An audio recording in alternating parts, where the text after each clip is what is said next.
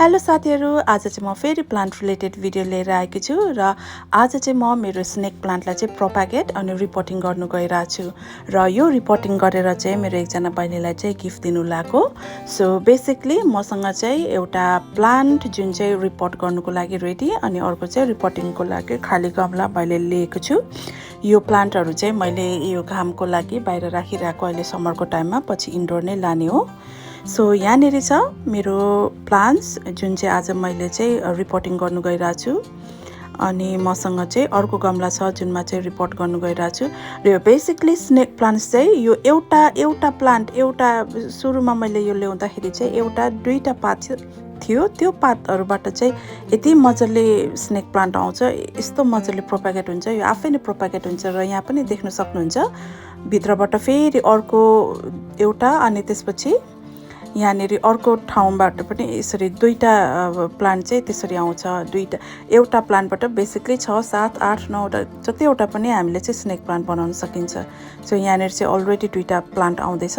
So आज चाहिँ मैले यसलाई चाहिँ रिपोर्ट गर्नु लागिरहेको छु अर्को गमलामा।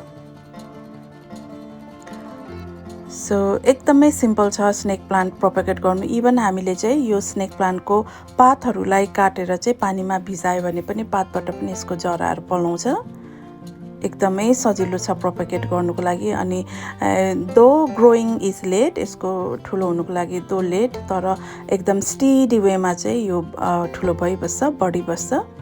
सो कति सजिलो हेर्नुहोस्, मैले रिपोर्टिङ पनि गरिसकेँ, रिपोर्टिङ पनि रेडी भइसक्यो।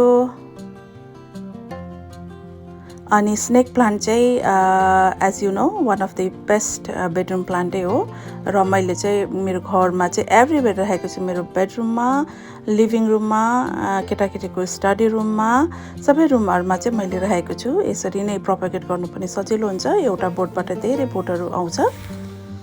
सो अर्को यो रहेको जुन छ त्यो प्लान्टलाई पनि मैले फेरि रिपोर्टिङ गरेँ। त्यो सानो सानो निस्केकोलाई चाहिँ अहिले मैले रिपोर्ट गरिनँ। I want them to be little bit bigger, अलिकति ठुलो भएपछि चाहिँ फेरि म रिपोर्टिङ गर्छु।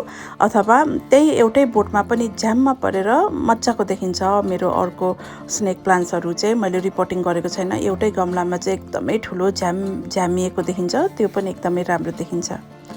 हस् त साथीहरु, मेरो आजको भिडियो यति नै हो। म फेरि नेक्स्ट विक अरू मेरो प्लान्ट रिलेटेड भिडियोहरू लिएर आउँछु। Until then, bye, take care.